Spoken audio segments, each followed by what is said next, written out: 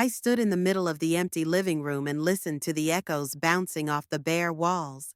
The apartment seemed larger without furniture, but colder and more lifeless. Only dark marks remained on the floor from the legs of the sofa and armchairs that had been standing there just yesterday morning. Sunlight streamed through the uncurtained windows in straight lines onto the linoleum, illuminating every speck of dust in the air and the claw marks left by the neighbor's cat, which sometimes wandered into our apartment. I walked over to the window and looked down at the parking lot. The spot where Brendan's car usually stood was empty. Neither his blue pickup truck with a dent in the rear bumper, nor Valerie's red compact car with a beauty salon sticker on the rear window. Even the trash cans they forgot to take out on Wednesdays were gone. It was as if they had never been here, as if the last 3 years of my life had simply vanished into thin air. I sat down on the only piece of furniture left, an old wooden chair with a worn back, which for some reason they hadn't taken with them. Perhaps they thought it was too worn for their new life, or maybe they just forgot it in their rush to leave. I ran my hand along the edge of the windowsill where the geranium pots used to stand. My red geraniums, which I had been growing for the last 2 years, watering every morning, talking to them as if they were living creatures. Valerie said a month ago that they smelled bad and attracted gnats. Now the pots were gone, along with everything else. I stood up and slowly walked around the room, stopping at each wall where something had once hung or stood. There were photos of Brendan from childhood to marriage, a chubby-cheeked toddler in a sandbox, a schoolboy with a knocked-out front tooth, a graduate in a tuxedo. On that wall was the TV I bought them for their housewarming 3 years ago. 40 inches, flat screen, just like Brendan wanted.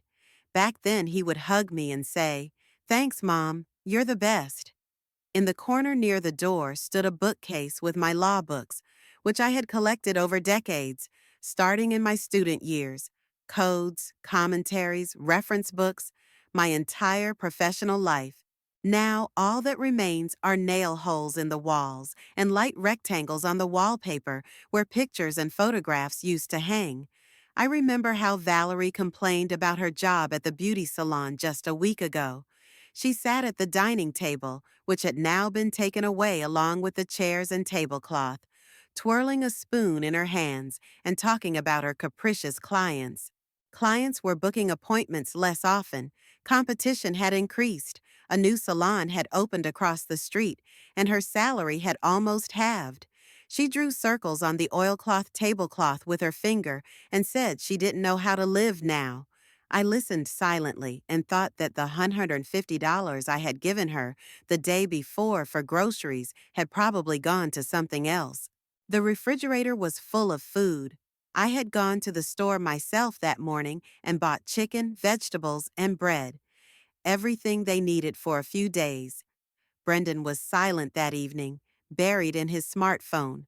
Only occasionally did he look up and nod to his wife when she addressed him directly. It was the same submissive look he had as a child when I explained his math or history homework to him. The same desire to end an unpleasant conversation as quickly as possible and get back to his own business. Only then his business was toys, cartoons, and friends in the yard, and now it was social media, video games, and some forums on the internet. Valerie sometimes complained that he spent 6 hours a day on his phone. I walked into the kitchen, trying not to look at the empty shelves and bare walls. Everything had disappeared here, too. The microwave I bought them last Christmas for $250. I remember how long I spent choosing it in the store, reading reviews on the internet, asking the salesperson for advice. Valerie said at the time that their old microwave had broken down and beeped at night. The coffee maker, for which I paid another $200 when Valerie explained that instant coffee was bad for her skin and hair. She showed me an article on the internet about how important it is to drink freshly ground coffee. They even took my favorite blue mug, the very one I had been drinking my morning tea from for the last 15 years, ever since Robert gave it to me on our 20th wedding anniversary. He said then that the color reminded him of my eyes when I was young. I opened all the cupboards one by one. Empty. They even took the salt and pepper, even the trash bags and dish sponges. It was as if they wanted to erase any traces of our life together, any reminder that a family once lived here, or maybe they just took everything that could be useful in their new place. Probably the latter. Valerie never threw anything away if it was worth even $1 or could be useful somewhere. I remember how a month ago she brought home a whole bag of expired yogurt from the store where her friend worked. "It's a shame to throw it away," she said then, looking at the labels. "It's only a day past its expiration date, and there are so many live bacteria in yogurt that a day or two doesn't matter." A week later, she asked me for $300 for urgent car repairs. She sat on the edge of my bed with eyes that looked as if it were a matter of life and death. She even showed me a crumpled and smudged piece of paper from the car repair shop.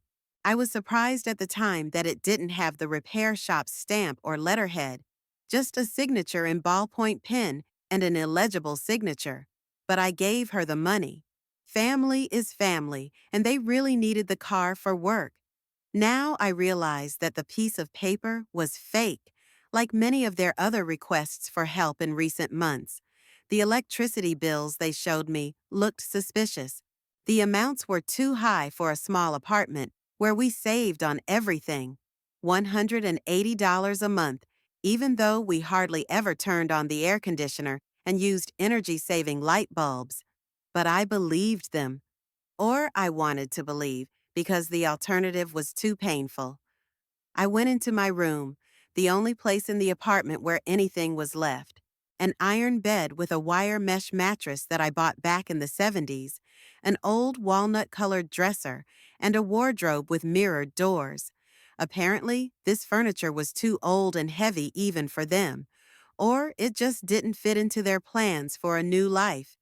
$50 lay in a neat pile on the dresser, five $10 bills. Next to them was a note in Brendan's handwriting. "For now, we'll be back soon. Take care." I picked up the note and examined it closely. The handwriting was hurried, the letters uneven, the lines slanting downward. It was clearly written in a rush, with his suitcases already in his hands. "We'll be back soon." As if he himself didn't believe those words when he wrote them. When Brendan was little, he used to write apology notes just like this when he knew he had done something wrong. "Sorry, Mom, I won't break any more cups." Or, "Sorry for the bad grade, I'll study harder." The handwriting was just as hurried and uncertain. She sat down on the bed and looked out the window. The glass offered a view of the yard and the neighboring houses. Mrs. Palmer and her husband lived across the street. Every morning they would sit on their porch with cups of coffee and a fresh newspaper. He read the sports news. She read the society column. Then they exchanged comments and laughed about something only they understood.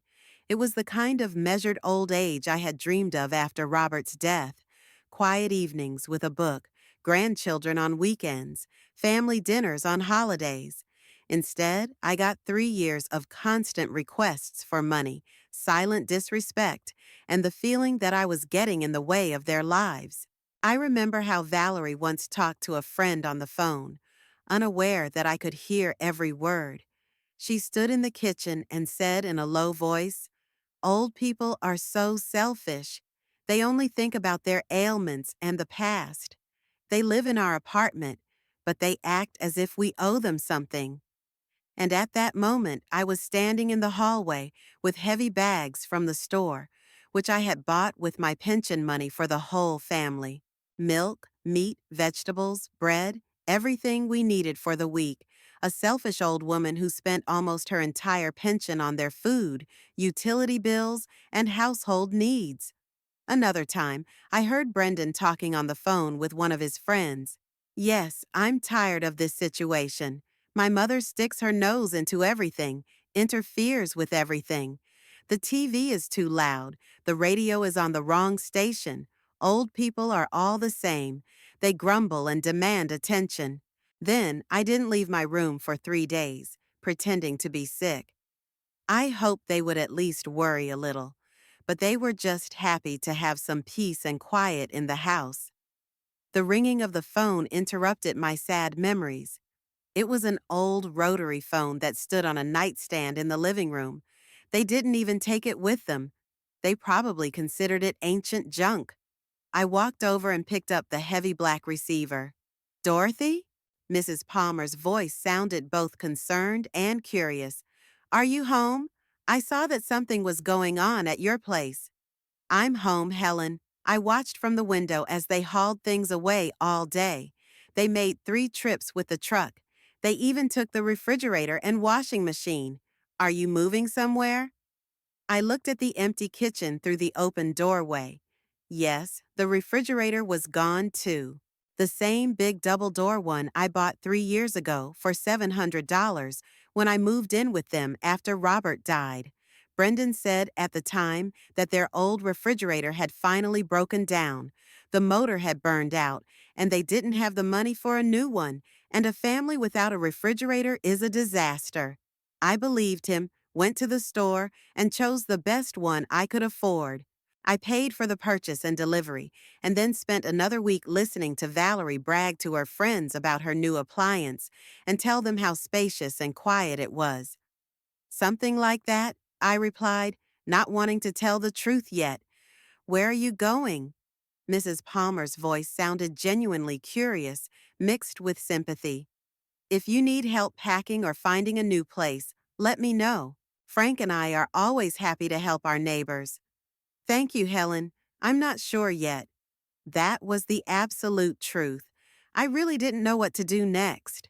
Brendan and Valerie had disappeared from my life as suddenly as they had burst into it.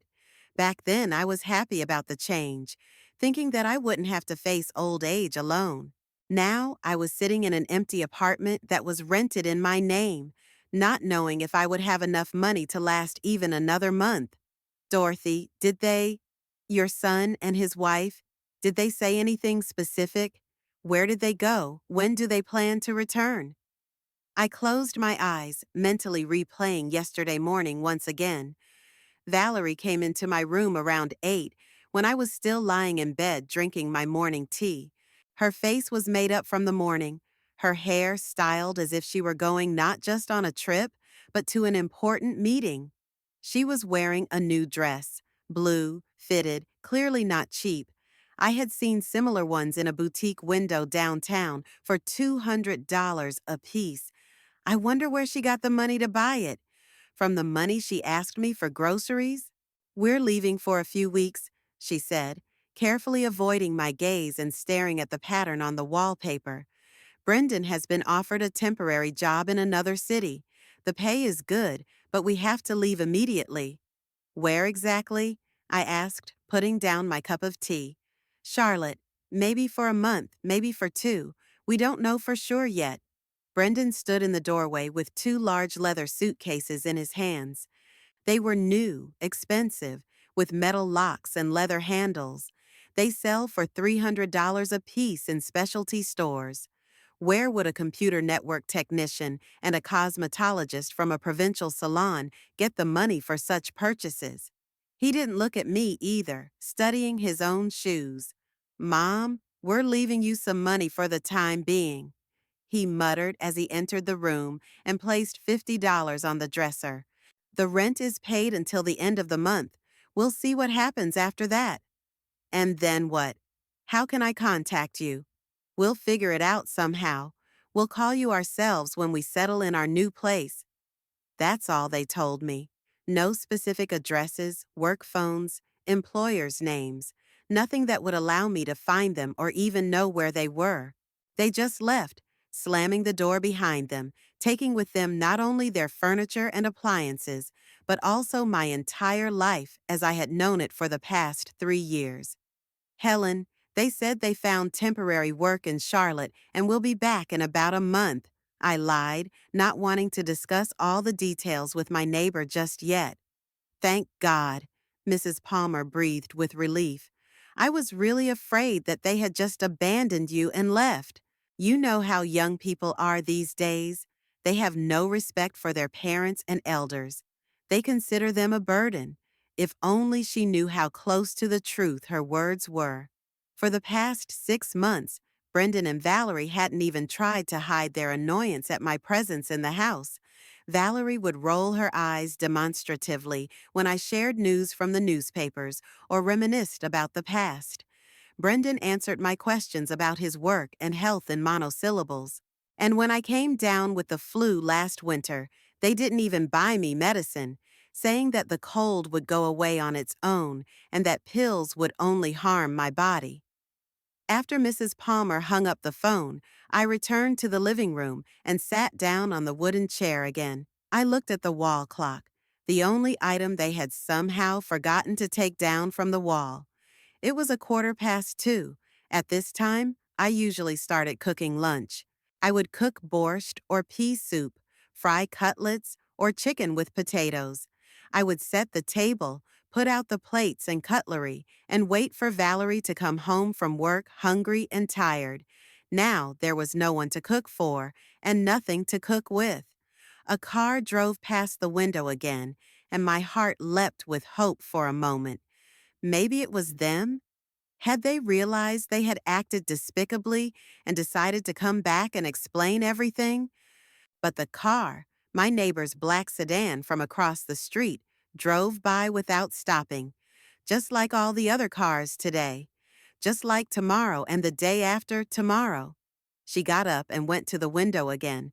The world outside looked exactly the same as yesterday and the day before.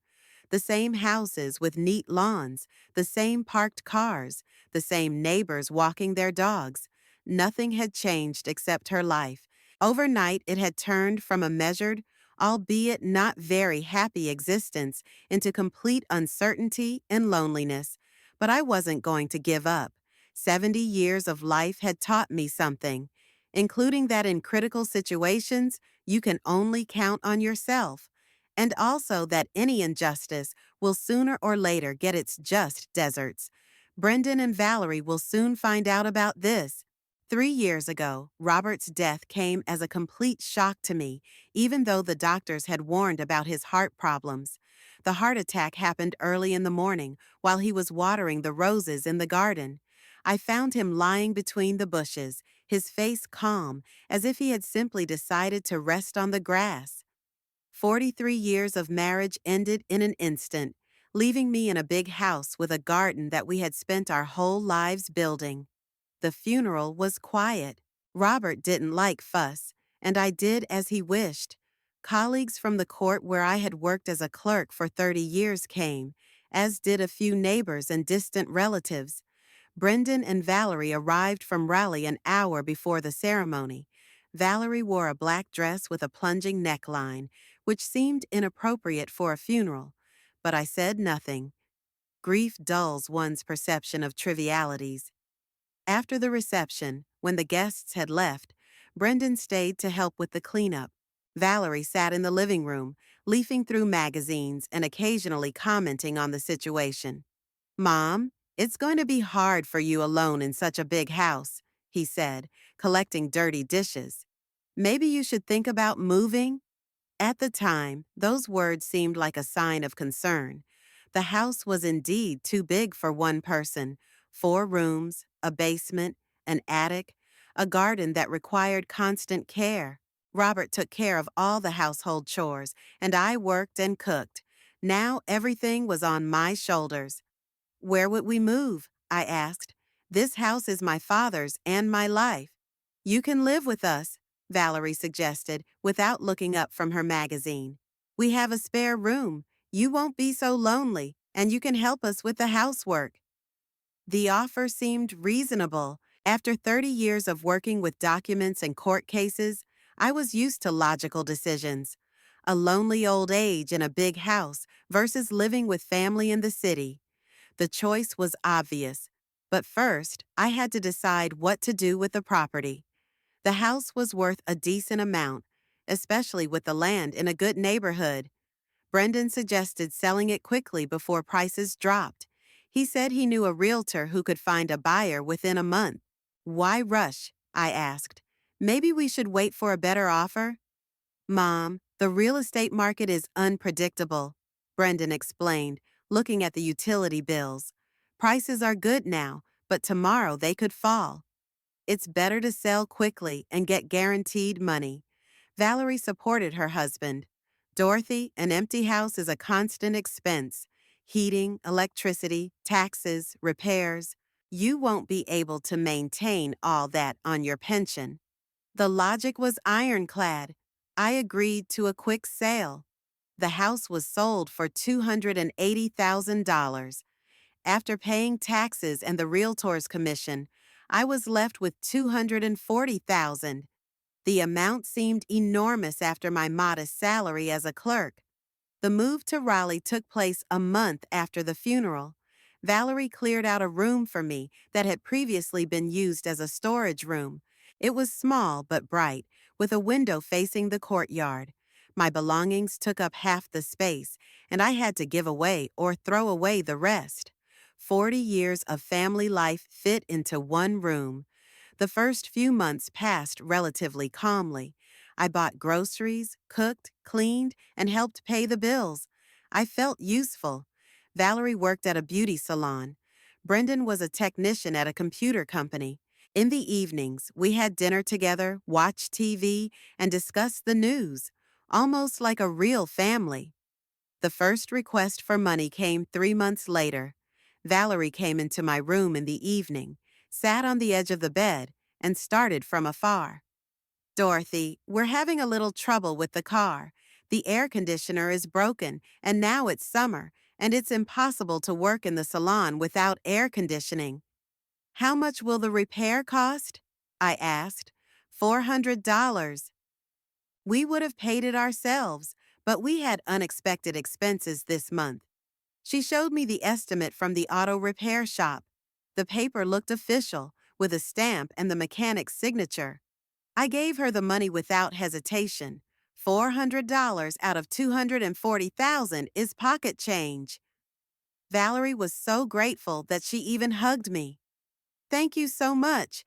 We'll definitely pay you back as soon as we get our paychecks. But they didn't pay me back. A month later, Brendan came to me with a new request.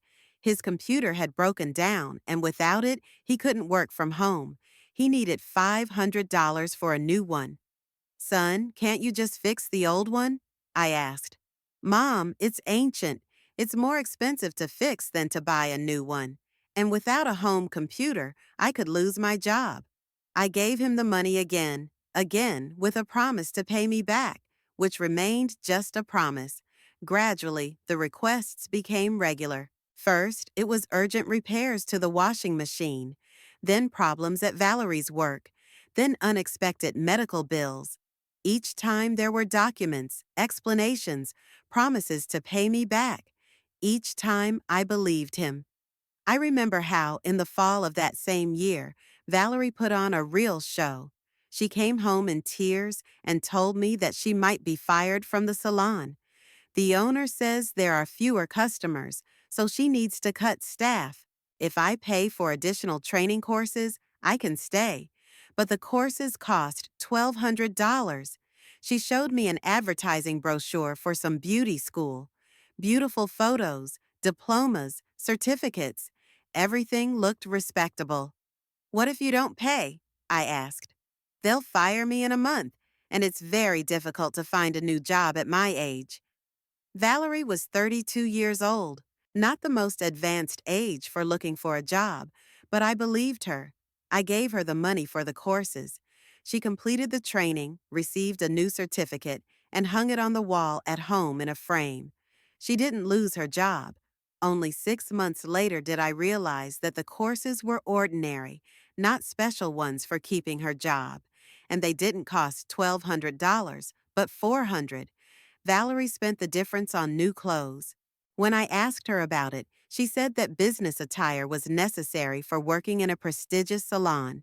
By the end of the first year, my money had noticeably decreased. Of the $240,000, about $200 remained. But I wasn't worried. $40,000 a year to help my family seemed like a reasonable expense. Old age exists to help children.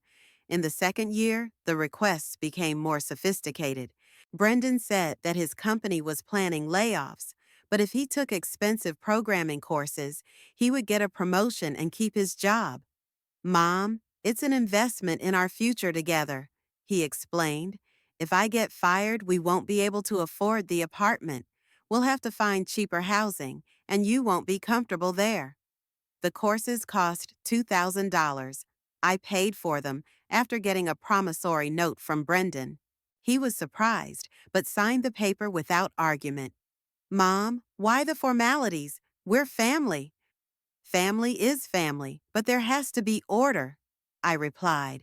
In court, I learned that it's better to document any financial relationship. Brendan took the courses, received his certificate, but didn't get a raise. However, he avoided being laid off when it actually happened 6 months later. At least, that's what he told me. That same year, Valerie asked for money to open her own nail salon. She said she was tired of working for someone else and that her own business would bring in more income.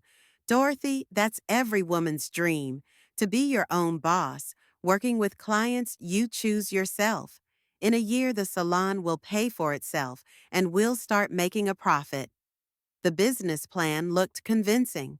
Rent, equipment, advertising, license. Everything was laid out in detail. It would take $8,000 to get started. It was a large sum, but Valerie promised to pay back $500 a month as soon as the business was up and running. I gave her the money on the condition that I would receive 20% of the salon's profits. Valerie agreed, and we even drew up a simple contract. She diligently signed the paper and kissed me on the cheek. The salon operated for 4 months. At first, Valerie complained about the lack of clients, then about the high rent, then about unfair competition. In the end, she closed with rent debts. My $8,000 vanished without a trace. Dorothy, you understand that I'm more upset than anyone else, right? Valerie said, sobbing over a cup of tea. I put so much effort into it. I had so many hopes. But the market turned out to be more difficult than I thought. By the end of the second year, I had $120,000 left. Half of my inheritance had been spent on family needs, education, and a failed business. I began to be more careful about requests for money, demanding documents and receipts. Brendan and Valerie were surprised at first, but then they got used to it. The third year was a turning point. Their requests became more frequent and their explanations less convincing. Valerie asked for $3,000 for dental treatment and showed a note from the dentist about the need for prosthetics. Brendan needed a new computer for freelance work because his old one was completely outdated. Then they urgently needed money to repair the roof. The landlord demanded that the tenants contribute to the costs. Each time I gave them money, I received receipts, but there was no return. By last spring, I had less than $50,000 left. Almost all of the $250,000 had been spent in 2.5 years. That's when the hints about selling the rest began. Valerie said that it was dangerous to keep money at home and that it was better to invest in real estate. Brendan suggested buying a house for the three of us, where each would have their own space. Mom, the apartment is too small for 3 people, and in a house, you'll feel like you used to. Your own garden, your own kitchen, peace and quiet. The idea seemed appealing. I missed having my own space, being able to grow flowers, and the quiet of country life. We started looking at houses in the suburbs of Raleigh. We found a few suitable ones for $40,000 to $50,000, but when it came time to buy, the plans changed. Brendan said he had found a better house, but we needed to add more money. Then it turned out that the paperwork required additional expenses. In the end, I gave them the last $45,000 in cash to buy a house I never saw. 2 months ago, it became clear that there would be no house. And a month ago, they started talking about a temporary move to another city. And here's the result: an empty apartment, $50, and uncertainty. But I remember every receipt, every promise, every lie. Everything is preserved in my memory with the accuracy of a court transcript, and I have documents confirming every money transfer. Brendan and Valerie will regret their greed. In the evening, I turned on the old laptop that Robert gave me for my 70th birthday. It was a slow machine with worn keys and a screen that flickered when turned on, but it was fine for reading the news and email. I wanted to check my email. Maybe Brendan had written something about his new job in Charlotte, explaining the situation in more detail. But the mailbox was empty, except for endless advertising emails about discounts at stores I never visited and offers for loans I didn't need. The computer took forever to load, buzzing and crackling. I waited patiently, remembering how Robert had taught me to use a computer. He said that the internet was a window to the modern world and that older people shouldn't fall behind. At the time, I thought all this technology was too complicated and unnecessary. Now I am grateful to my husband for his persistence. I decided to visit the social network where Valerie had an active page. I used to look at it occasionally, looking at photos from work, reading her posts about new cosmetic procedures and fashion trends. Nothing particularly interesting to me, but I wanted to understand what my sister-in-law was up to, what her interests and hobbies were. Now, my curiosity was of a completely different kind. Valerie's page had been updated 3 hours ago. Apparently, the ship had good internet. The first photo made me freeze with my mouth open. She was standing on the deck of a huge white ship in a bright summer dress the color of sea waves, her hair blowing in the warm wind, her face glowing with happiness and carefreeness. Behind her stretched an endless emerald sea, the likes of which I had never seen even in paintings. The caption under the photo read, "Finally, a real vacation. The Caribbean islands welcome us with sunshine and warm breezes. Dreams come true." The next photo showed Brendan in expensive shorts and fashionable sunglasses, holding an exotic cocktail with an umbrella and pieces of fruit. He was standing by the ship's gilded railing, with a tropical island with emerald palm trees and a snow-white beach in the background. The smile on his face was the widest and most sincere I had seen in many years. Even as a child, he rarely looked so happy. Next were photos of their luxurious cabin with a huge double bed, a marble bathroom with gold faucets, and panoramic windows covering the entire wall.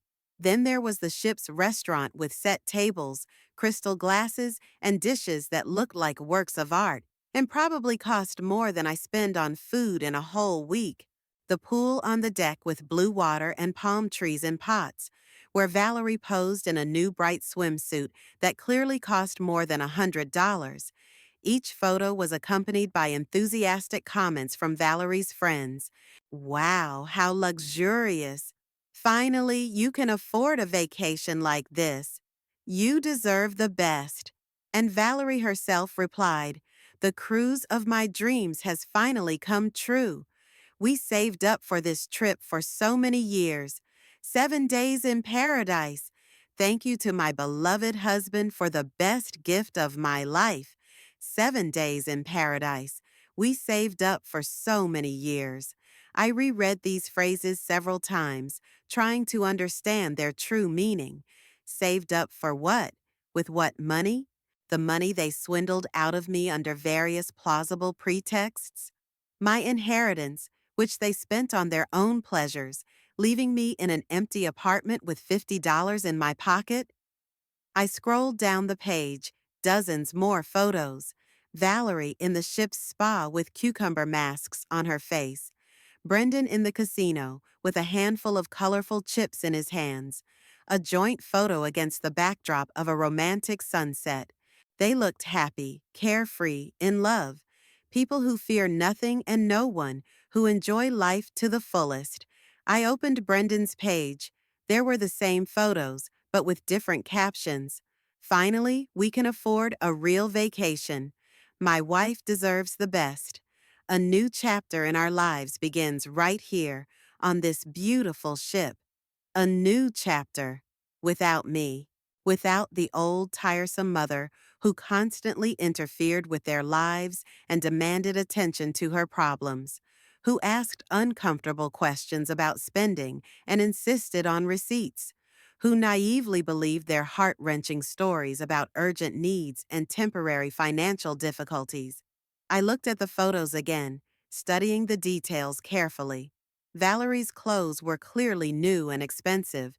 Dresses, swimsuits, shoes, all with labels from well-known brands. The watch on Brendan's wrist looked like a Swiss one, worth several $1,000s. Their cabin was in the luxury category, judging by its size and finish.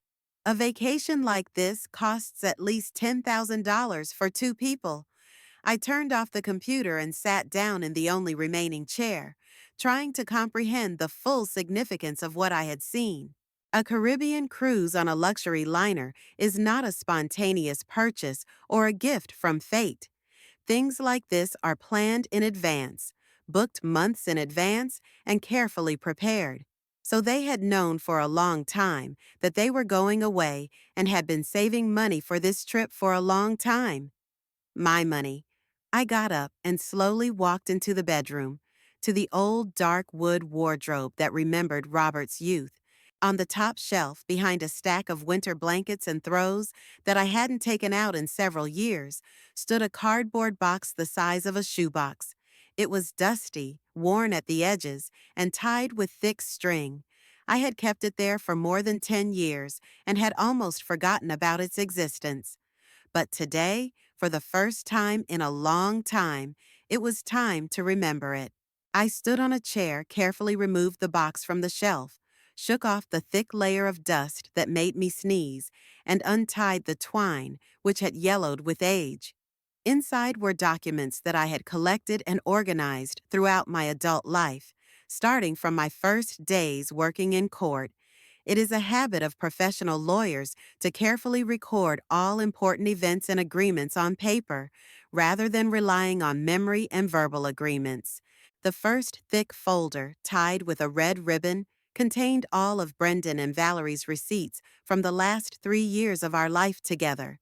Neatly folded sheets of paper of various sizes, each with a clearly indicated date, exact amount, and legible signature of the debtor.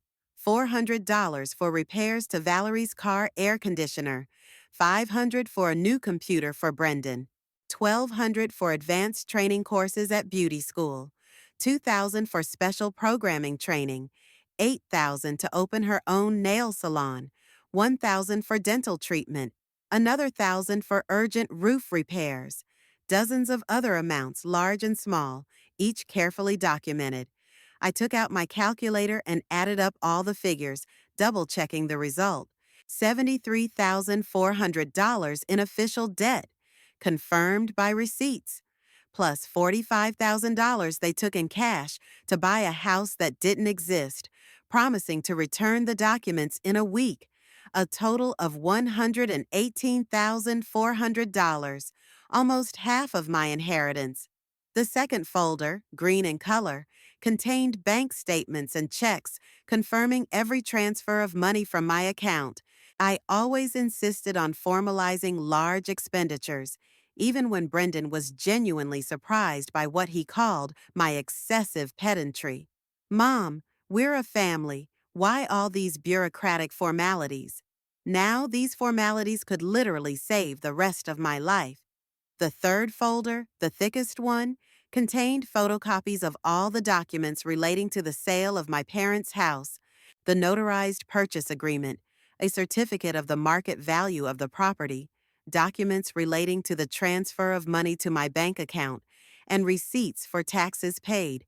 $240,000 in cash, which was supposed to provide me with a decent and comfortable old age until the end of my days. The fourth folder was the most important and secret. It contained a certified copy of Robert's will and all the documents relating to the special inheritance account he had opened a year before his death. My late husband was an exceptionally prudent and far-sighted man. In addition to the house we sold, He had a separate savings account at another bank, the existence of which was known only to him, me, the notary, and the bank manager. $150,000 bequeathed to Brendan with one single but fundamental condition. He would receive this money only during my lifetime and exclusively with my written consent, certified by a notary. Robert explained this unusual condition of the will very simply and logically. Dorothy, if something happens to you, if you die before me or before Brendan, our son will automatically receive all the money as the sole heir. But as long as you are alive and well, you can fully control how he disposes of the family savings. If he is a good son, helps you in your old age, cares for and respects you, the money will be his. If not, if he shows ingratitude or greed, you have the right to completely deprive him of this inheritance. At the time, it seemed to me that Robert was being overly strict and distrustful of his only son. Why such complicated legal constructions? Why set conditions for your own child? But my husband gently but insistently insisted on his decision, and now, 3 years later, I finally understood the true wisdom and foresight of his actions. Brendan had no idea this account existed. He thought that all of his parents' capital had gone toward the purchase of the house, which we had successfully sold after the funeral.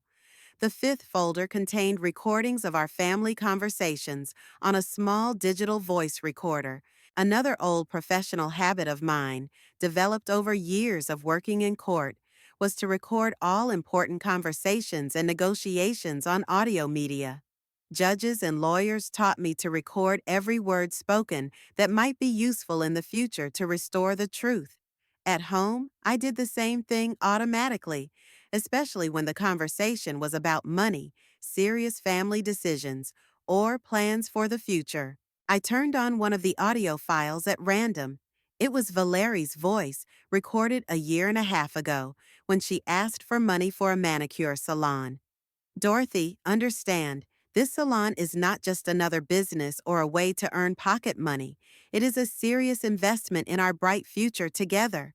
When the business is up and running properly, we'll be able to rent a better, more spacious apartment and maybe even buy a small, cozy house outside the city.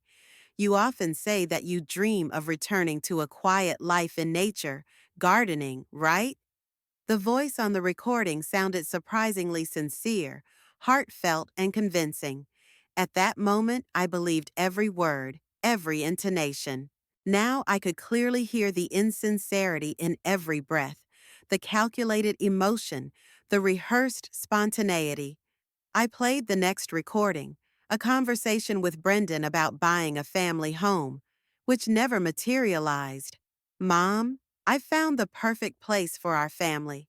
3 spacious bedrooms, a large bright kitchen with windows overlooking the garden, a separate dining room, even a small library for your books. You'll love it, I'm sure. The price is a little more than we originally planned, but trust me, it's really worth it. Give me $45,000 in cash, and I'll go to the owner tomorrow and make a deposit so the house doesn't go to other buyers. I remember that day very well.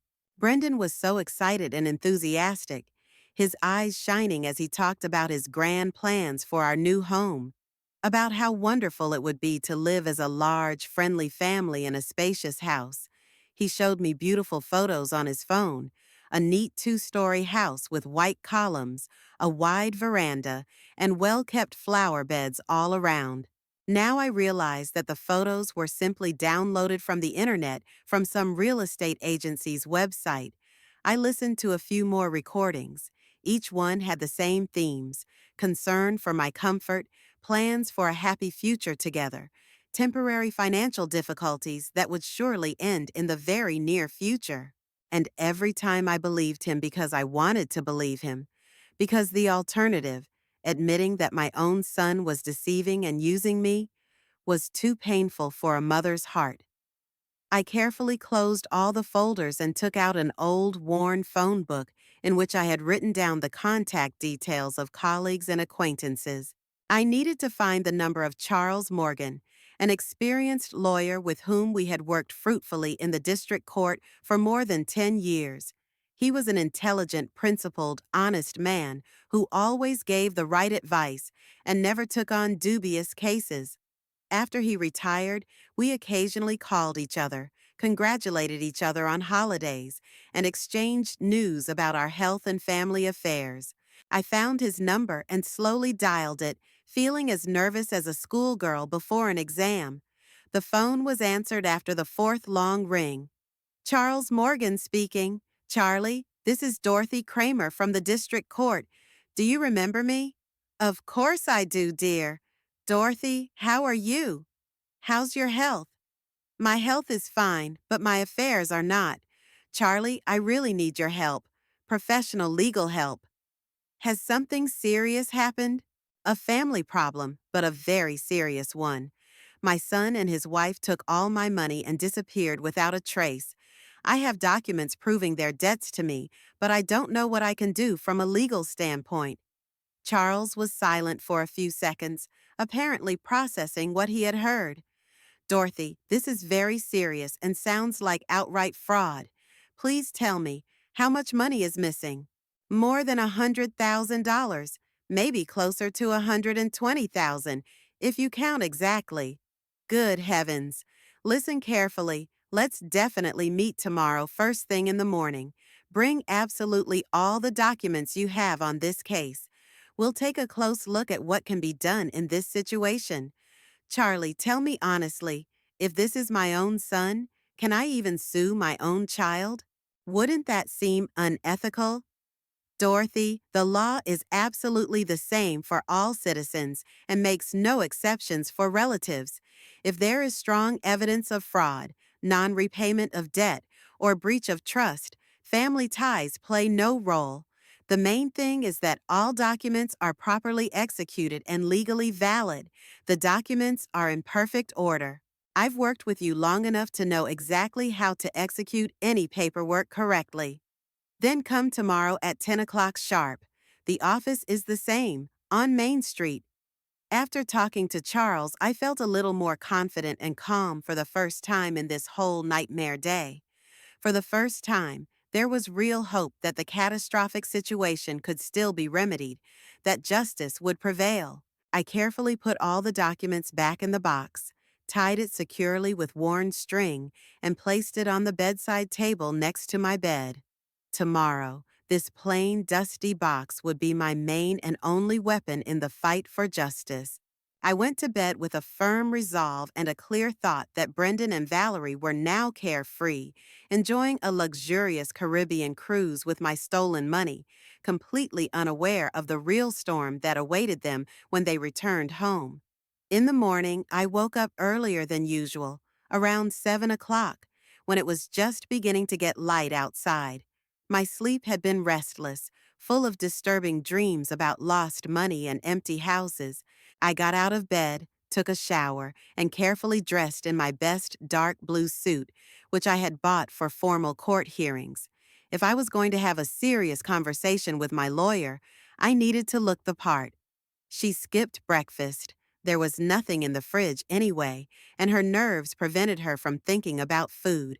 She took the precious box with the documents, checked once again that all the papers were in place, and called a taxi. It would have been cheaper to take the bus, but with a heavy box and informal attire, public transport seemed inappropriate. Charles Morgan's office was located in an old brick building in the city center, which housed the offices of several law firms. I remembered the place from working there before. A solid, respectable building with marble steps and brass plaques on the doors. Nothing had changed over the years, except for a few new names on some of the plaques. I climbed the familiar staircase to the second floor and knocked on the door marked Charles Morgan, Attorney at Law. A voice from inside invited me in. Charles greeted me with a warm smile, gave me a fatherly hug, and sat me down in a comfortable chair across from his desk. He had hardly changed in the years since I retired. The same gray, neatly trimmed hair, the same intelligent brown eyes behind gold-rimmed glasses, the same calm, reassuring voice. Dorothy, you look troubled, he said, studying my face intently. Tell me in detail what happened, and don't rush. We have plenty of time. Slowly, trying not to miss any important details, I told him the whole story from the beginning. About Robert's death, about moving in with my son, about the gradual requests for money that turned into systematic extortion, about the sale of the house and the disappearance of all the money I had saved over my lifetime, about Brendan's sudden departure with Valerie and the photos from their expensive cruise that they posted on social media. Charles listened silently, occasionally nodding and making notes in his notebook. When I finished my story, he leaned back in his chair and thoughtfully took off his glasses. Dorothy, this is a classic case of financial abuse by close relatives. Unfortunately, such cases are becoming more and more common. Older people trust their children, and they take advantage of that trust for their own gain. But what can be done? I asked. After all, I gave them the money voluntarily. Voluntarily, but under false pretenses. This is called fraud by deception. Show me the documents you brought. I opened the box and began to lay out the folders on the table. Charles took the first stack of receipts and carefully examined each piece of paper. He read slowly, professionally, sometimes returning to what he had already read. From time to time, he underlined something with a pencil or made notes in the margins. The receipts are filled out correctly, he said after half an hour. The dates, amounts, and signatures are legible. $73,400 in official debt. That's a serious amount. Next, he picked up the folder with the bank documents. Statements, checks, money transfer receipts. Everything was arranged in chronological order. Charles checked each receipt against the corresponding bank document, putting together an overall picture of the financial transactions. The paperwork is flawless, he noted with approval. Every money transfer is confirmed by official documents. This will make the court work much easier. When he got to the folder with the documents about the sale of the house, he whistled in surprise. $240,000 for a house? That's a lot of money for a pensioner. And where is that money now? Spent, I replied bitterly.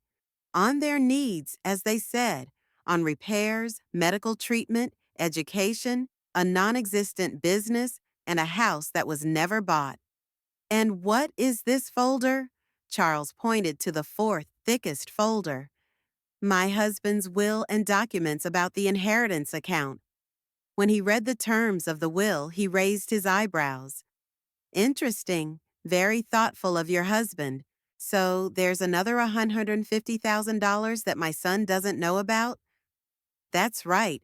Robert wanted me to be able to determine whether Brendan was worthy of the inheritance. And now you think he's unworthy? After everything that's happened? Absolutely unworthy.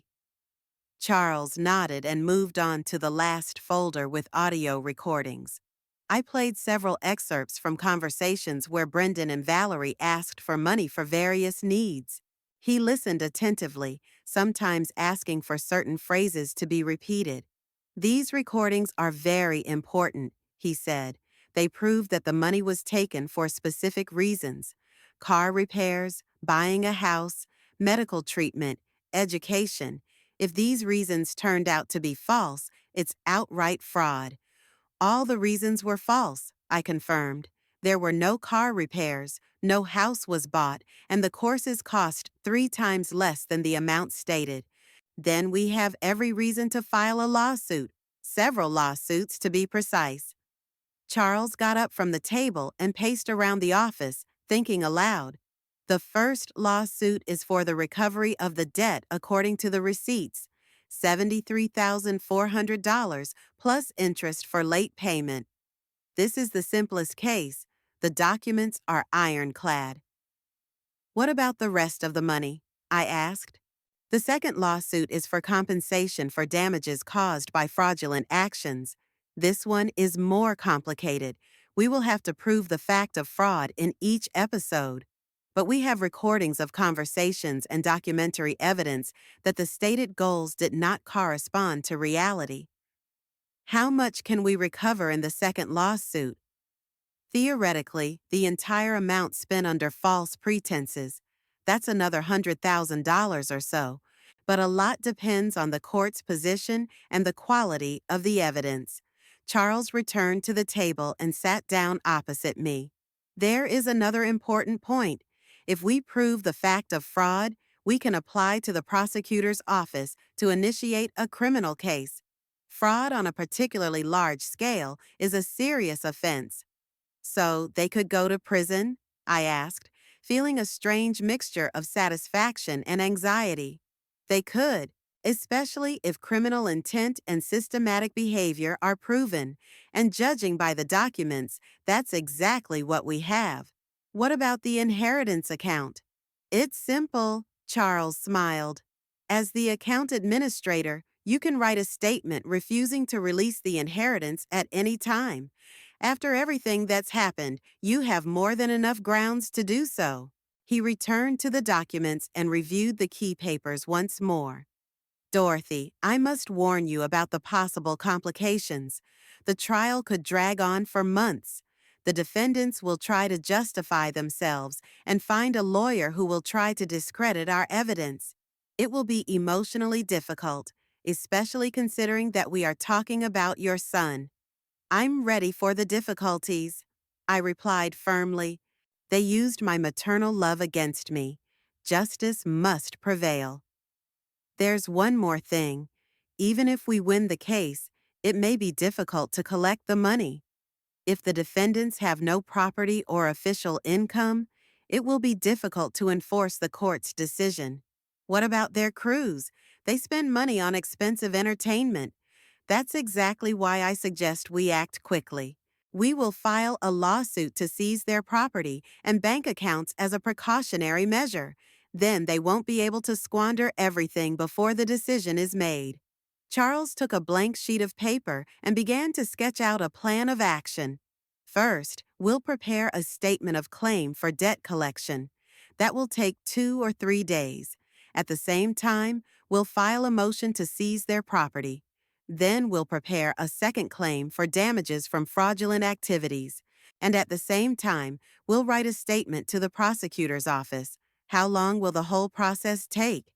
The first lawsuit for the debt will take 3 to 4 months if the defendants don't put up too much resistance. The second lawsuit is more complicated and could take up to 6 months. The criminal case, if it goes ahead, could take up to a year. And how much will your services cost? Charles paused, calculating in his mind. Considering our long-standing friendship and the fact that the case is just, I'll charge $5,000 for all the work, plus the state fee for filing lawsuits, which is about $1,000. I quickly calculated my finances, $50 in cash plus a small pension. I didn't have the money for a lawyer. Charlie, I don't have that kind of money right now. They took absolutely everything. Don't worry, he said gently. We can draw up a contingency fee agreement. When we collect the money from the defendants, then we'll settle up. I'll pay the fees out of my own pocket for now. I felt tears of gratitude welling up in my eyes. Thank you, Charlie. I don't know what I would have done without your help. We're colleagues, he smiled, and justice must prevail regardless of the plaintiff's financial situation. He stood up and held out his hand to me. Go home and rest. I'll take care of the paperwork. Come back in 3 days to sign the statement of claim. And Dorothy. Yes? Be prepared for your son and his wife to try to contact you when they receive the summons. They may threaten you, beg you, promise to return the money. Don't give in to their persuasion. After everything they've done, only the court can restore justice. I nodded, put the documents back in the box, and headed for the exit. For the first time in several days, I felt that the situation was under control. Truth and justice were on my side, which meant there was a chance to get back what had been stolen and punish those responsible. 3 days later, I returned to Charles's office with the same box of documents, but now in a completely different frame of mind. Over the past few days, I had thought over every word of our conversation, weighed all the pros and cons, and finally decided to see it through to the end. The doubts that had tormented me in the first few days after Brendan and Valerie's departure had finally dissipated. Charles greeted me with the documents ready. On his desk lay a neat stack of typed sheets, a statement of claim for the recovery of debt on receipts, and a petition to seize the defendant's property. I carefully read every line, checking the accuracy of the amounts and dates. Everything was stated clearly, logically, without unnecessary emotion, in dry legal language that left no room for ambiguous interpretations. $73,400 in principal, Charles read aloud, plus interest for late payment at 10% per annum, plus legal fees. In total, we are seeking to recover $87,200. And the motion to seize property? I asked. Here we are asking the court to seize all movable and immovable property of the defendants, as well as to freeze their bank accounts up to the amount of the claim. This will prevent them from hiding or squandering their assets before the decision is made. I signed each document, carefully writing out every letter. My hand trembled slightly, not from fear, but from excitement. This was an important moment, a point of no return in my relationship with my son, but I had no choice.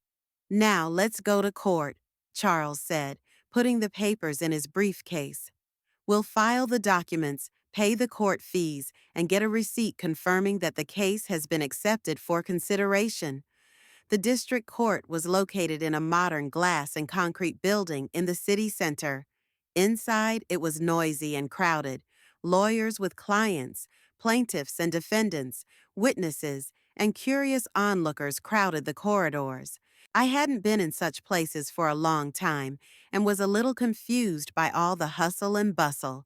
Charles confidently led me to the office window, where civil case documents were accepted. A young secretary carefully studied our papers, checked that they were correctly filled out, and calculated the state fee. $2,300, she announced. You can pay in cash or by card. Charles paid with his credit card, as he had promised. The girl stamped the documents, entered the case in the register, and gave us a receipt with the assigned case number. The preliminary hearing is scheduled for the 23rd of next month, she said.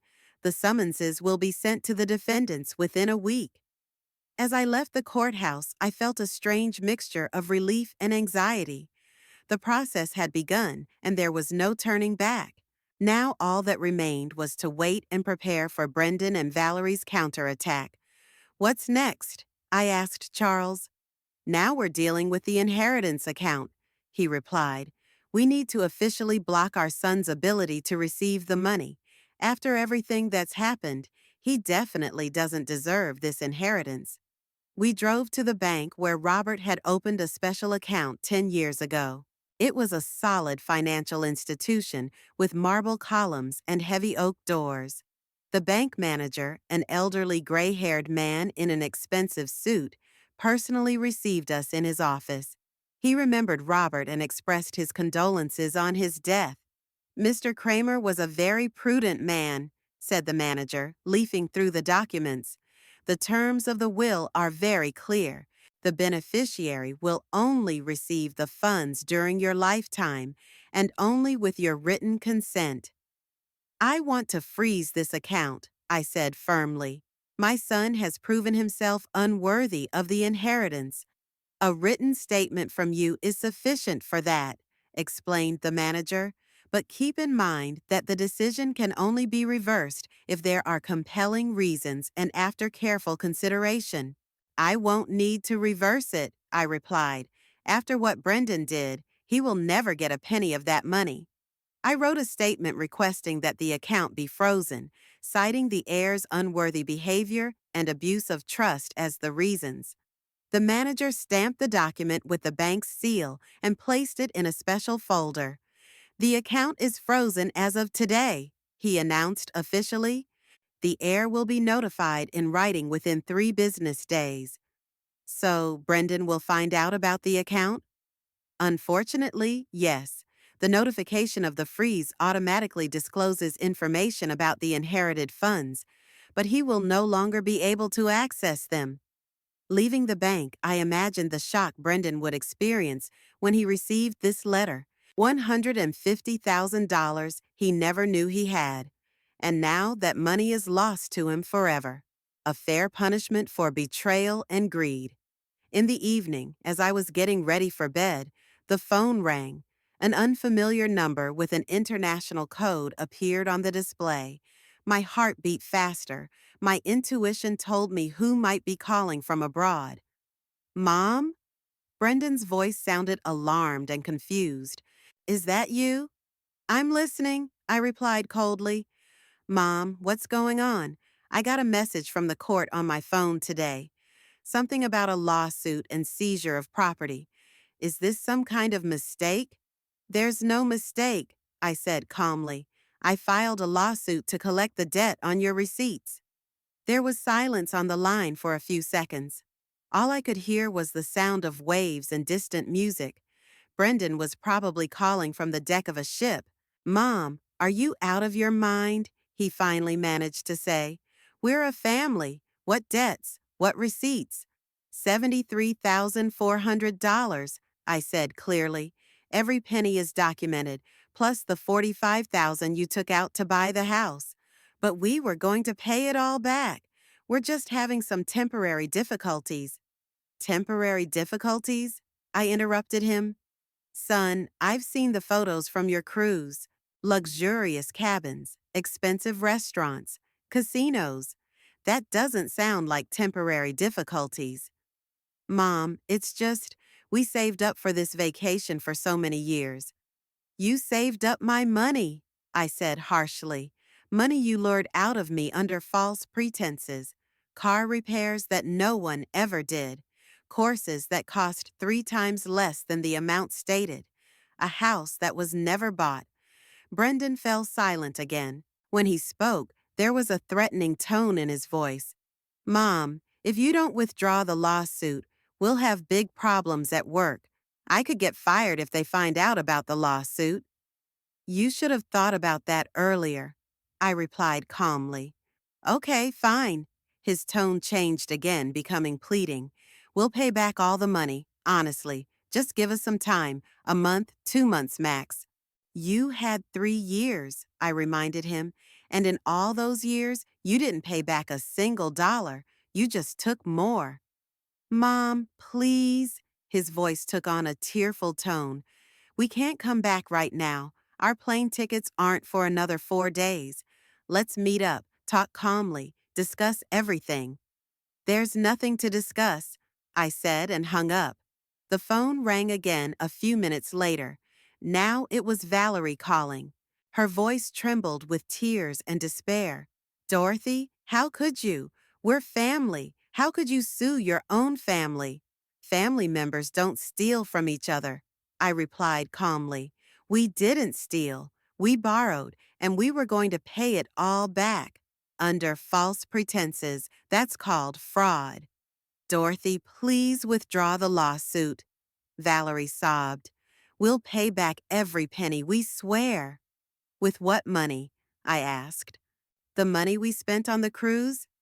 We'll find a way. We'll take out a loan, sell the car. It's too late, I said, and hung up again. The calls continued several more times throughout the evening. First, it was Brendan, then Valerie, then both of them together. First, they threatened, then they begged, then they threatened again. They promised to return the money, swore their love, hinted at revenge. I listened to them calmly, almost indifferently. All these emotions were belated and insincere. The last call came around midnight. It was Brendan again, but now his voice sounded different, cold and angry. Mom, you'll regret this, he said.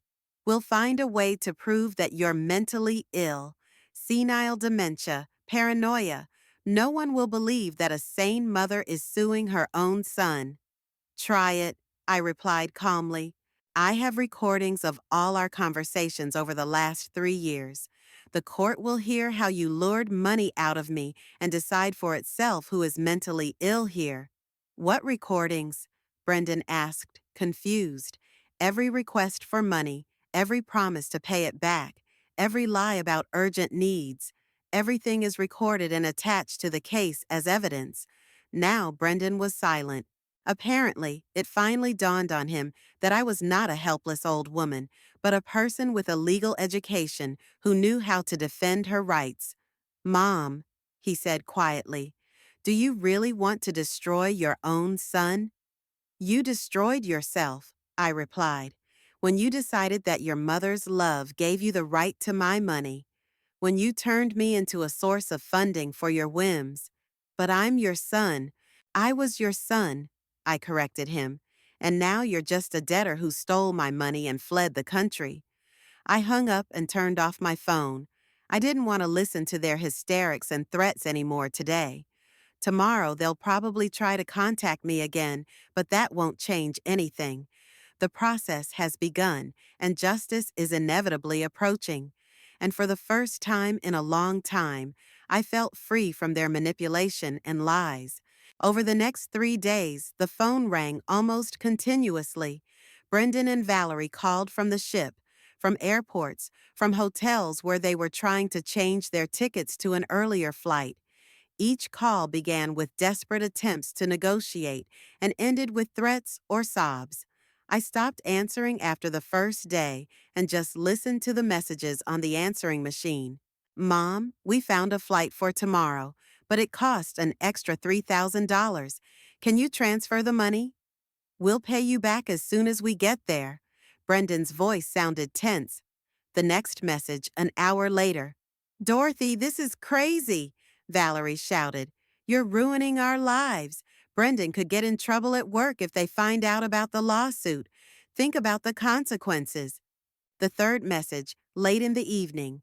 Mother, if you don't withdraw the lawsuit, I'll tell everyone that you're mentally ill. I'll tell the doctors that you have senile dementia, and they'll put you in a hospital. Brendan's voice was icy. I calmly deleted the messages one by one. In 30 years of working in court, I had heard every possible threat and plea. Emotional pressure no longer worked on me. During those same days, I met regularly with Charles, who was preparing additional documents. We filed a second lawsuit for damages caused by fraudulent actions. In addition to the principal debt, we added claims for compensation for moral damages and legal fees. The total amount of the claims is now $153,000, Charles said, looking through the documents. Plus, I filed a complaint with the prosecutor's office to initiate a criminal case for fraud. What about the seizure of assets? The court granted the motion. All of the defendants' bank accounts have been frozen and their assets seized. They will not be able to sell their cars or take out large loans until the court decides. On Thursday morning, there was a knock at my door. Through the peephole, I saw Brendan and Valerie with huge suitcases. They looked tired after a long flight, tanned from the Caribbean sun, but their faces were grim and tense. Mom, please open the door, Brendan asked wearily. We need to talk. I opened the door but didn't invite them in. We stood in the doorway, studying each other after a week apart. Brendan had lost weight and had dark circles under his eyes. Valerie tried to maintain her composure, but her hands were shaking. Where are you going to live? I asked first. Your things are no longer here.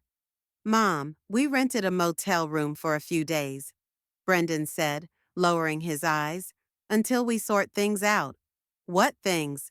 The court date is next Monday. Dorothy, Valerie interjected, we came to settle everything. We'll return the money and sign any papers. Just please withdraw the lawsuit. How will you pay it back? I asked. Judging by the photos, the whole cruise cost at least $10,000.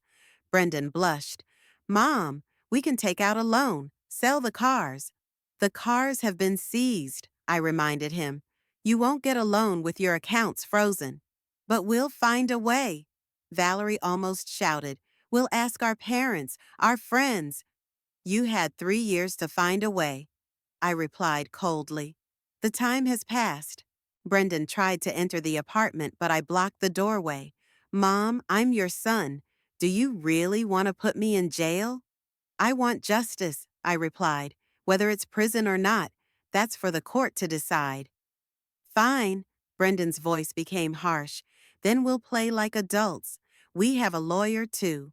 We'll prove that you forced us to take the money, that you offered financial assistance yourself. That will be interesting to hear, I said calmly, especially the recordings where you ask for money for non-existent needs. Valerie's face contorted with anger. You recorded our conversations? That's despicable. It's foresight, I corrected her, a quality you clearly underestimated. They left, arguing loudly with each other right in the hallway. Neighbors peered out of their apartments, watching the family drama with curiosity. I didn't care. 30 years ago, I would have been ashamed of such publicity, but now I had no reason to hide. On Monday morning, Charles and I arrived at the courthouse at the appointed time. Brendan and Valerie were already sitting in the hallway with their lawyer, a young man in a cheap suit who had clearly taken the case for the money rather than because he believed in his client's cause. The courtroom was small, designed for simple civil cases. The judge, a woman in her 50s, with a stern face and gray hair, carefully studied the case materials before the hearing began. The plaintiff is seeking $153,000 from the defendants, she read. The grounds are non-repayment of debt and compensation for damages resulting from fraudulent actions. The floor is given to the plaintiff's representative. Charles stood up and methodically outlined the circumstances of the case. He confirmed each amount with documents and each fact of fraud with recordings of conversations. His speech was clear, logical, and without unnecessary emotion, a simple presentation of facts that spoke for themselves. The defendants systematically received money from the plaintiff under false pretenses over a period of 3 years, Charles said. They claimed urgent need for car repairs, medical treatment, education, and real estate purchases. None of the stated goals were achieved. Instead, the money was spent on personal needs, including an expensive cruise. He presented the court with all the receipts, bank documents, and recordings of conversations. The evidence was so complete that the judge nodded several times as she reviewed the papers. The defendant's lawyer tried to object, but his argument sounded unconvincing. My clients really intended to return the money, he said. These were family loans, not fraud. The plaintiff herself offered financial assistance. Do you have evidence that the plaintiff offered money? Asked the judge. No, but then let's move on to the defendant's testimony. Brendan stood in the witness box, looking confused and depressed. He answered questions in monosyllables, often getting confused about dates and amounts. When the judge asked about the specific use of the money, he was unable to explain clearly where the thousands of dollars had gone. We plan to return all the money as soon as our financial situation stabilized, he repeated. And does a Caribbean cruise fit into the concept of an unstable financial situation? The judge clarified. Brendan blushed and fell silent. Valerie's testimony was even less convincing. She cried, complained about stress and family problems, but could not explain a single instance of fraud. When the judge played the recording of their conversation about the nail salon, Valerie burst into tears. We really wanted to open the salon, she sobbed, but circumstances turned out badly. So, $8,000 just disappeared? Asked the judge. There were expenses, rent, equipment. Do you have any documents for these expenses? No, everything was lost. After an hour and a half of hearing, the judge retired to deliberate. We waited for the decision in the hallway. Brendan and Valerie sat on the opposite side, quietly talking to their lawyer. Sometimes Brendan glanced at me with looks full of resentment and anger.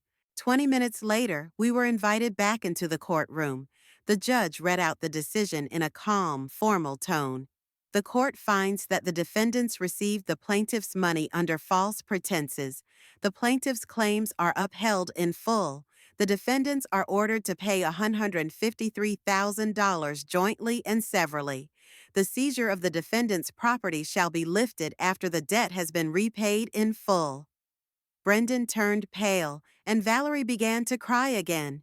Their lawyer muttered something about filing an appeal, but the judge was already leaving the courtroom. "Congratulations," Charles said to me. "A complete victory." I nodded, feeling a strange emptiness instead of triumph. Justice had prevailed, but the price of this victory was high. I had lost my son, but I had retained my dignity and recovered what had been stolen. It took 3 months to enforce the court decision. The bailiffs worked methodically and ruthlessly. First, Brendan and Valerie's cars were seized and sold at auction. The blue pickup truck went for $8,000, the red compact car for $4,000. Then it was the turn of their personal belongings. Valerie's jewelry, expensive electronics, even furniture from the rental apartment they had managed to buy on credit. I wasn't present at the auctions, but Charles regularly informed me about the progress of the foreclosure. Each amount received was transferred to a special court deposit account, from where it was then transferred to me. At first, it was small amounts of a few thousand, then larger sums. Brendan tried to find a job to pay off the debt in installments, but his criminal record for fraud seriously complicated his search.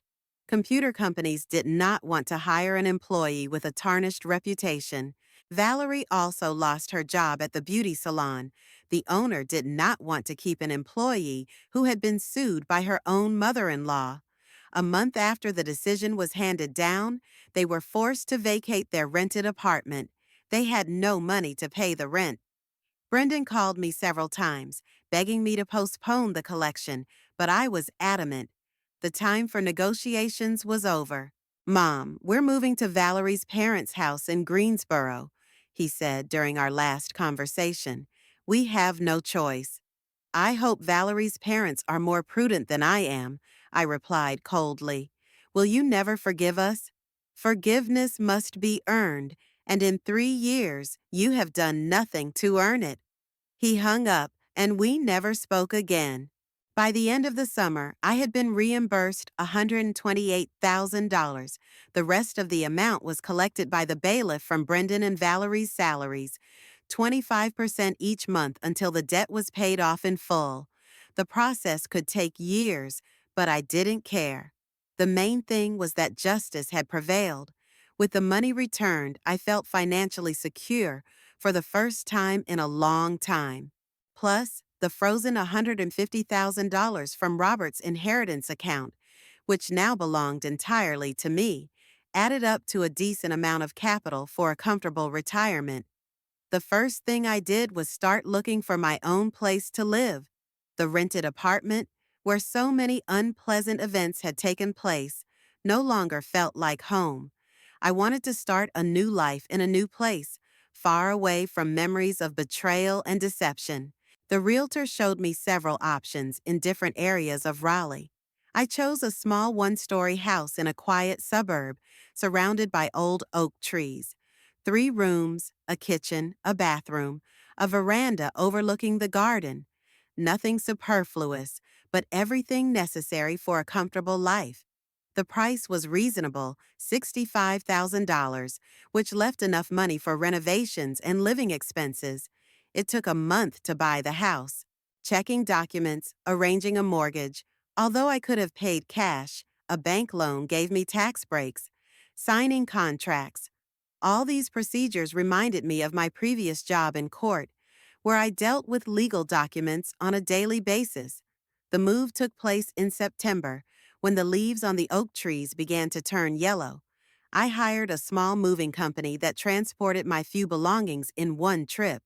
Old bedroom furniture, boxes of books, personal items, everything fit into a regular van. In my new home, I felt truly at home for the first time in years. No one asked me for money, complained about problems, or made me feel like a burden. There was peace and quiet, which I had so lacked in recent years. The first few weeks were spent settling in. I bought new furniture, curtains, and dishes. I chose everything myself according to my own taste, without regard for other people's preferences. I put my favorite armchair by the window, where it was comfortable to read the morning newspapers. I hung photos with Robert on the walls, which I had previously had to remove because Valerie considered them depressing. I installed a new TV and stereo system in the living room. The years of enforced silence were over. Now I could listen to music whenever I wanted and at the volume I liked. The classical music that Robert loved filled the house again. The garden needed attention. The previous owners had neglected the flower beds, didn't trim the bushes, and didn't rake up the fallen leaves. I happily set to work. Physical labor in the fresh air reminded me of my youth, when Robert and I spent our weekends in the garden. The neighbors turned out to be pleasant middle-aged people. They were a married couple with two teenage children who occasionally said hello over the fence but did not intrude on our private life. They were the ideal neighbors for someone who values privacy. In October, when I had already settled into my new home, my younger sister Margaret called from Florida. We hadn't spoken in over a year. After Robert's funeral, our connection had practically been severed. "Dorothy, dear, how are you?" she asked in her usual tone, unaware of the drama I had been through. I told her the whole story about Brendan and Valerie, without hiding any details. Margaret listened silently, occasionally gasping in surprise. "My goodness, how awful!" she exclaimed when I finished my story. "How did you get through it all?" "It turns out that my years of working in court weren't wasted," I replied. "I knew how to defend my rights." "And now, how are you doing?" "Great. I bought a house, I garden, I read books. For the first time in a long time, I feel free." "You know," Margaret said thoughtfully, "I have an idea. Why don't you move to Florida? The climate is better, taxes are lower, and we'll be close by. No one should have to fear growing old alone." The offer was tempting. Margaret lived in a small coastal town where many retirees enjoyed warm weather all year round. But I had already grown fond of my new home, my garden, my measured life. "Thank you, Maggie, but I want to stay here, at least for now. Maybe in a few years I'll change my mind." "As you wish, but remember, the door is always open, and I'll call more often, I promise." After talking to my sister, I sat on the porch for a long time, sipping tea and thinking about the past few months. A year ago, I was a dependent old woman who lived in someone else's house as a guest and was afraid to object to any demands. Today, I am an independent woman who was able to stand up for herself and punish her offenders. I haven't seen Brendan since the trial, but I sometimes think about him, not with pity or longing, but rather with sadness for lost illusions. I raised my son, gave him an education, loved him unconditionally, but somewhere along the way, he turned into a person for whom a mother's love was just a source of money. Perhaps Robert was right when he insisted on the terms of the will. Perhaps even then he saw traits in his son that I refused to notice. Blind parental love sometimes does more harm than good. In the evenings, I often sat in my favorite armchair by the window and read books that I had put off for years. Classical literature, memoirs, detective stories, everything I hadn't had the time or peace of mind to read in my previous life. The silence in the house was broken only by the ticking of the wall clock and the rustling of pages. Sometimes I thought about the future. 70 years is not a death sentence. With good health and financial security, you can live another 15 to 20 years. Travel, pursue hobbies, maybe even make new friends among your neighbors or at a club. Money was no longer a problem. Investment income plus Social Security provided a comfortable life without any particular restrictions. I could afford quality food, nice clothes, medical care, and short trips. Everything I dreamed of when I gave away my last savings for Brendan and Valerie's urgent needs. The main thing I realized during those months was that loneliness is not the same as isolation. You can live alone and not feel abandoned. You can enjoy the silence without feeling bored. You can make plans for the future at 70 without looking back on past mistakes. Winter in my new home promised to be peaceful and cozy. I had already bought firewood for the fireplace, stocked up on books, and prepared warm blankets. The first winter of a new life, independent, dignified, fair. Exactly as it should be at 70.